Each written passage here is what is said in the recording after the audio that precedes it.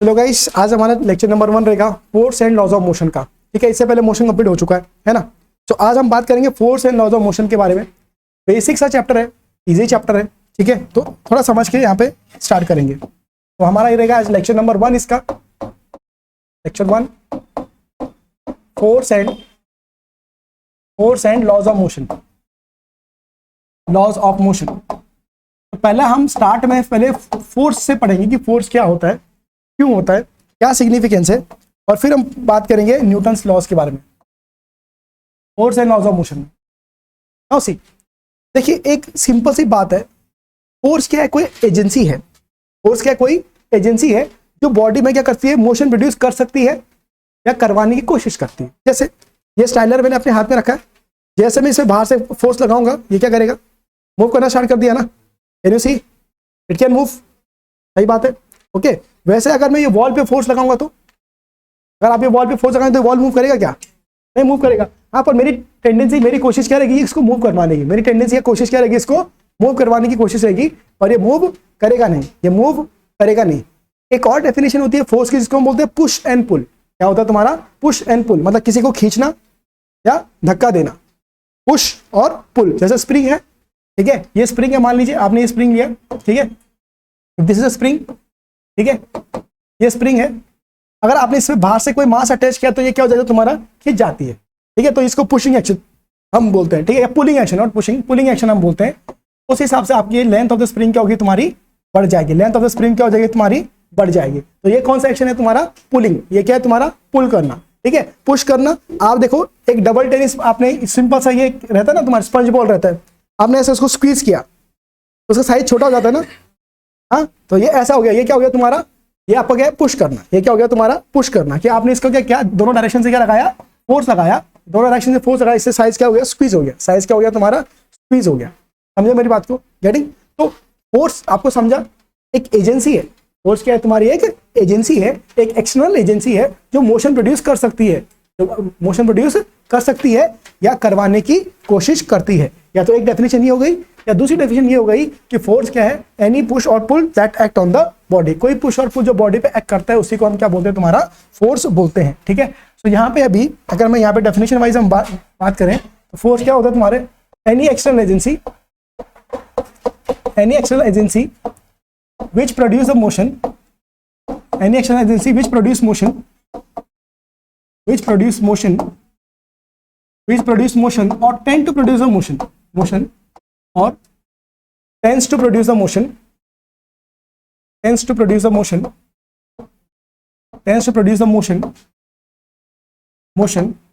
is called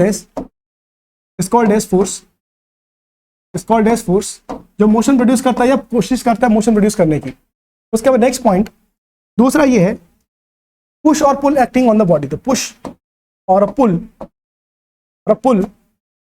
acting on a body, push और pull acting on a body called as force, जो push और pull जो body पे act करता है उसको हम क्या बोलते हैं? तुम्हारा फोर्स बोलते हैं। एग्जाम्पल यहाँ पे क्या क्या दे सकते हैं हम? बोलो example. Compression of spring, spring को कंप्रेस भी कर सकते हैं या इलोंगेशन, खींच सकते हैं ना आप। इलोंगेशन मतलब खींचना। ठीक है, तो यहाँ पे पहले क्या बोल सकते हैं? ये भी फोर्स से कर सके। इलोंगेशन ऑफ स्प्रिंग, आपने स्प्रिंग को खींचा। या कंप्रेशन ऑफ रबर बॉल या sponge ball, compression of sponge ball. ठीक है, उसके बाद बोलो थर्ड क्या है? मूविंग ऑब्जेक्ट और displacement of object from one point another. मतलब ये ब्लॉक को क्या करना है तुम्हारा? पुश करना है। ये ब्लॉक को क्या करना है? पुशिंग ए ब्लॉक। पुश से क्या होगा? ये आगे बढ़ेगा। तो पुशिंग ए ब्लॉक। ठीक है, पुशिंग ए ब्लॉक। ठीक है, ब्लॉक को पुश करना। ठीक है, तो ये सारे के सारे क्या होगा तुम्हारा? ये के सारे का सारा क्या है? This are the example of force. But आप बाहर से फोर्स लगा रहे हो, नेसेसरी मोशन आएगा, ऐसे कोई गारंटी नहीं है। हर बार ऐसा नहीं होता है। जैसे पुशिंग वॉल, अगर आप वॉल को पुश कर रहे हो तो वॉल मूव थोड़ी करेगी, करेगा क्या?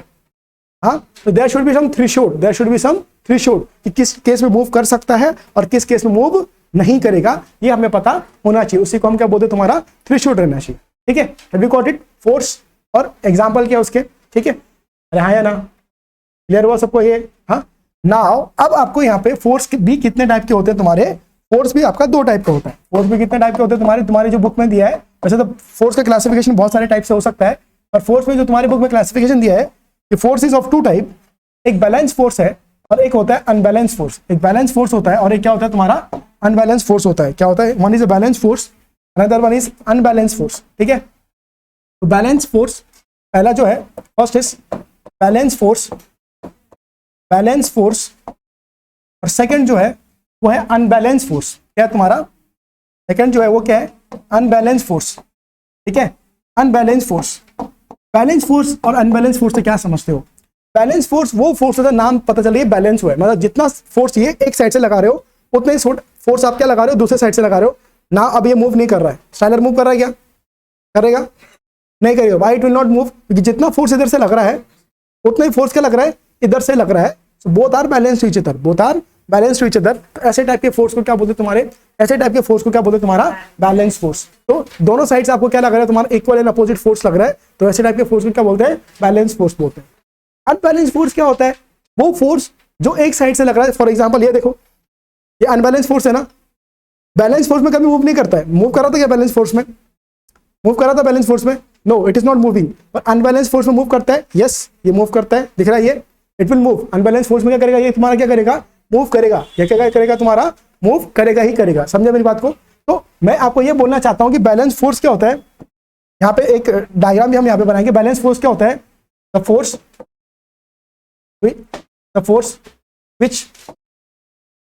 which act in equal and opposite direction, force which act in equal and opposite direction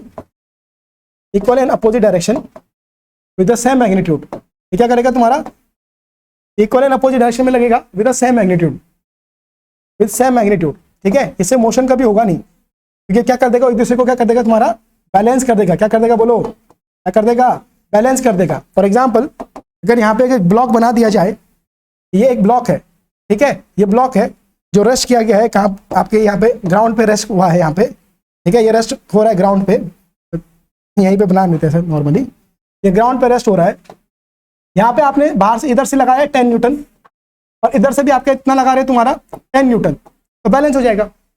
या अगर आप ऊपर से 10 न्यूटन लगा रहे हो, नीचे से भी क्या लगा रहे हो 10 न्यूटन, तो भी क्या हो जाएगा तुम्हारा, बैलेंस हो जाएगा। तो इसलिए मोशन नहीं आएगा, मोशन नहीं आएगा। समझे मेरी बात को? तो इस केस में बैलेंस फोर्स सिस्टम में कभी भी मोशन प्रोड्यूस नहीं होगा। तो इसमें क्या होगा, motion, body will not move, body will not move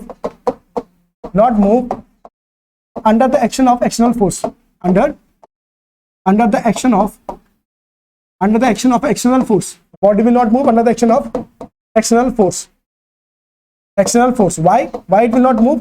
Because net force, summation of net force would be 0। summation net कितना 0 हो रहा है, कैसे पता चल गया? ये फोर्स वेक्टर क्वांटिटी होती है, ये आगे लग रहा है +10 और ये 10 पीछे लग रहा है तो -10। अरे वेक्टर क्वांटिटी आगे लग रहा तो क्या, +10 और पीछे लग रहा तो -10, तो +10 -10 कितना आएगा? अरे बोलो, हाँ, तो इसलिए ये 0 हो गया। तो +10 -10 इज इक्वल टू क्या हो रहा है तुम्हारा 0। तो नेट फोर्स बॉडी पे कितना लग रहा है तुम्हारा, 0 लग रहा है, इसलिए कभी मूव नहीं करेगा, इसलिए कभी ये मूव नहीं करेगा। ठीक है, तो ये क्या बताता है, ये सिस्टम क्या बताता है, the system signify, balance force system क्या signify the body is in equilibrium. Body क्या है तुम्हारा, body is in equilibrium. Body क्या है तुम्हारा, इक्विलिब्रियम में है भाई। ये क्या सिग्निफाई करता है कि बॉडी क्या है तुम्हारा, इक्विलिब्रियम में मूव नहीं कर रहा। मतलब ये देखो, ऐसा मैंने पकड़ के रखा तो बॉडी क्या है तुम्हारा, इक्विलिब्रियम में मूव नहीं कर रहा है। समझे मेरी बात को, गेटिंग, समझ में आई मेरी बात? नाउ अनबैलेंस फोर्स सिस्टम में क्या है, अनबैलेंस फोर्स सिस्टम में इसके अपोजिट रहेगा। यहाँ पे दोनों फोर्स लगेगा, बस दोनों का मैग्नीट्यूड क्या रहेगा तुम्हारा, अलग अलग रहेगा। मान लो बाहर से इधर 10 लगाया तो इधर से क्या लग रहा 15, तो 10 - 15 करेगा तो क्या होगा, 5 तो आएगा ही आएगा, और अनबैलेंस रहेगा। क्या रहेगा तुम्हारा, unbalance. So the force, the multiple force, the multiple force acts on a body, multiple force acts on the body in such a way that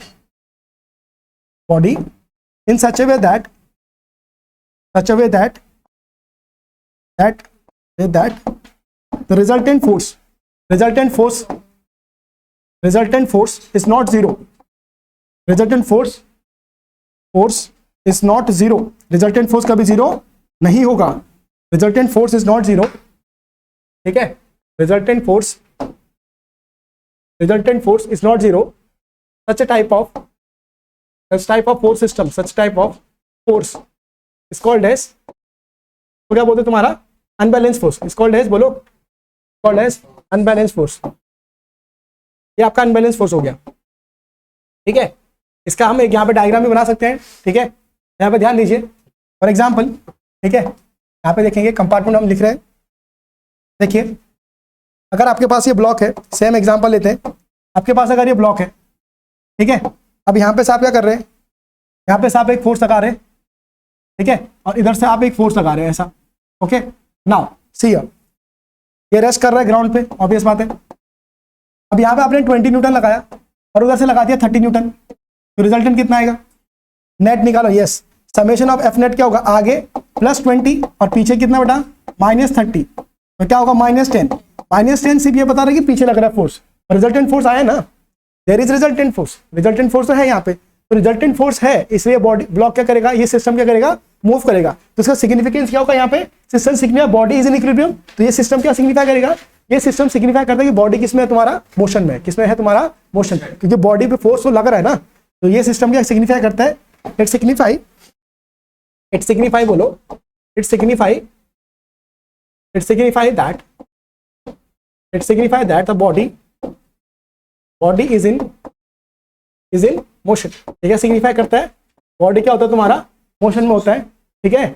और ये आप बोल सकते हो कि मोशन प्रोड्यूस करने के लिए आपका बॉडी में क्या होना चाहिए, अनबैलेंस फोर्स सिस्टम ही होना चाहिए, क्या होना चाहिए तुम्हारा, अनबैलेंस फोर्स सिस्टम ही होना चाहिए, क्योंकि बैलेंस फोर्स सिस्टम कभी भी मोशन प्रोड्यूस नहीं कर सकता है और ना ही करेगा कभी, ठीक है, समझिए मेरी बात को, गेटिंग। जैसे अभी मैं यहाँ पे रुका हूँ सीधा, तो ये बैलेंस फोर्स सिस्टम है, यहाँ पे कौन से दो फोर्स बैलेंस हो रहे हैं, जो हमारे बॉडी पे हमारा खुद का वेट लग रहा है और नीचे से क्या लग रहा है, नॉर्मल रिएक्शन, क्या लग रहा है तुम्हारा, नॉर्मल रिएक्शन, नॉर्मल रिएक्शन समझते ना, न्यूटन थर्ड लॉ अभी बताऊंगा मैं, एक्शन रिएक्शन होता है ना, अरे मैं फ्लोर पे फोर्स लगा रहा हूँ तो इंटरनल फ्लोर पे मुझ पे क्या लगाएगा, फोर्स लगाएगा ना, ठीक है। ये भी एक बेस्ट एग्जांपल है, ये आप देख सकते हो, ये भी एक एग्जांपल है बैलेंस फोर्स सिस्टम का। अगर हम यहाँ पे रुके हैं, जैसे ब्लॉक का ही एग्जांपल ले लीजिए, तो इसका वेट क्या लगेगा, इसका वेट नीचे लगेगा, इसका वेट क्या लगेगा, नीचे लगेगा, और क्या करेगा, ये जो फ्लोर है ना, वो भी आपको क्या देगा, नॉर्मल रिएक्शन सपोर्ट के लिए देगा, तभी तो आप यहाँ पे रुक पा रहे हो, नहीं तो आप रुक नहीं पाते, आपका वेट क्या लग रहा है नीचे, और फ्लोर क्या कर रहा है, हर लॉ के हिसाब से अगर आप वेट फ्लोर पे लगा रहे हो तो फ्लोर भी आप पे वेट लगाएगा, और जो फ्लोर आप पे वेट लगाएगा वो कोई क्या दिया है तुम्हारा, नॉर्मल रिएक्शन। हमें नॉर्मल रिएक्शन लग रहा है, इसके वजह से हमें अपना वेट फील हो रहा है, अदरवाइज हमें अपना वेट फील नहीं होता, और इसकी वजह से हम यहाँ पे रुके हुए हैं, इसकी वजह से हम क्या कर रहे हैं, यहाँ पे रुके हुए हैं, मूव नहीं कर रहे हैं, समझे ना। तो ये भी कौन सा सिस्टम हो गया तुम्हारा, बैलेंस फोर्स सिस्टम, क्या हो गया तुम्हारा ये, this is a balance force system. क्या समझ में आई सबको बात, आया ना, हैव यू गॉट इट। तो बैलेंस फोर्स सिस्टम क्या होता है, उसका सिग्निफिकेंस क्या है, फोर्स क्या है, फोर्स का सिग्निफिकेंस क्या है, समझे ना। तो फोर्स क्या बोल सकते हैं, एक वन ऑफ द पैरामीटर है, एक पैरामीटर है जिसके बिना कभी मोशन प्रोड्यूस नहीं किया जा सकता है, it can not produce the motion, ठीक है, गेटिंग। चलिए फिर